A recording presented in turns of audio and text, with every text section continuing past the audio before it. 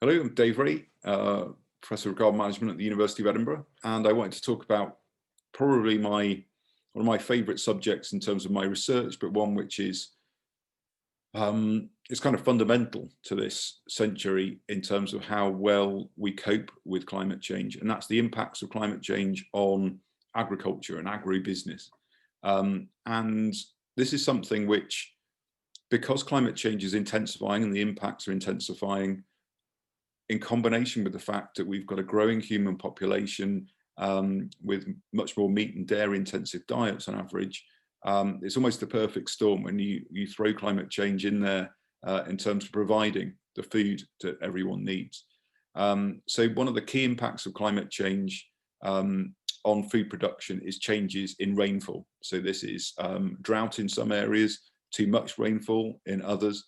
And the impacts there can range from things like complete crop loss. If you've got a really severe drought, it can absolutely be a real risk in terms of livestock as well, if there's not enough water available.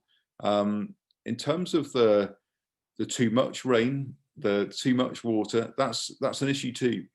So when we get too much rainfall, that can strip the soil of nutrients, cause soil erosion. Obviously, it also can cause perfect conditions for disease to spread and actually large percentages of yields to be lost. So that's one of the, I guess, the most obvious impacts of severe weather and climate change exacerbating that in terms of droughts and floods.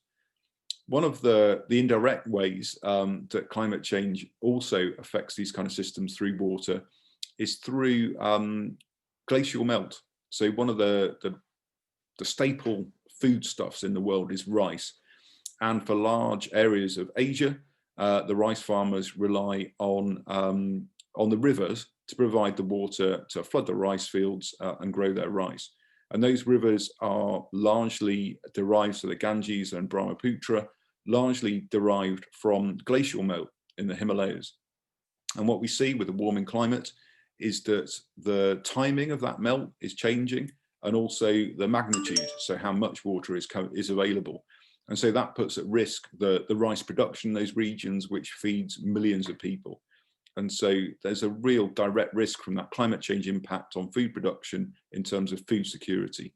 And the list goes on, so I could talk about this for hours. I won't. I'll just give a couple more examples. So another one, I mentioned the interaction with disease if we've got more humid conditions, for instance. One of the things we're seeing with climate change is it changes the ranges of different pests and diseases. And in some cases, it allows new pests and diseases to spread to areas to be more devastating in terms of their impact on crop and livestock production. So here in the UK, for example, we have a disease called blue tongue, which is carried by midges.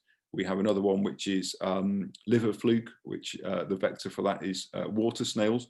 Both of those are sensitive to changes in climate, and the changes we've seen in Europe and the UK mean they're more of a risk now because of climate change.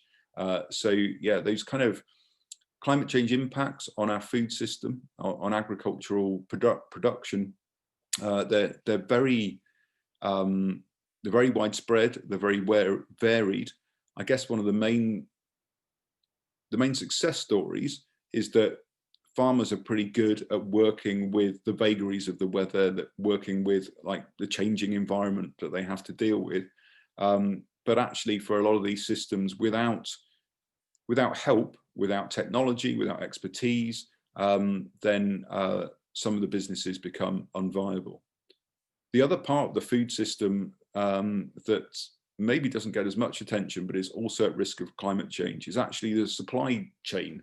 So taking the food from the farm to the supermarkets, to the market where we might get it and bring it home.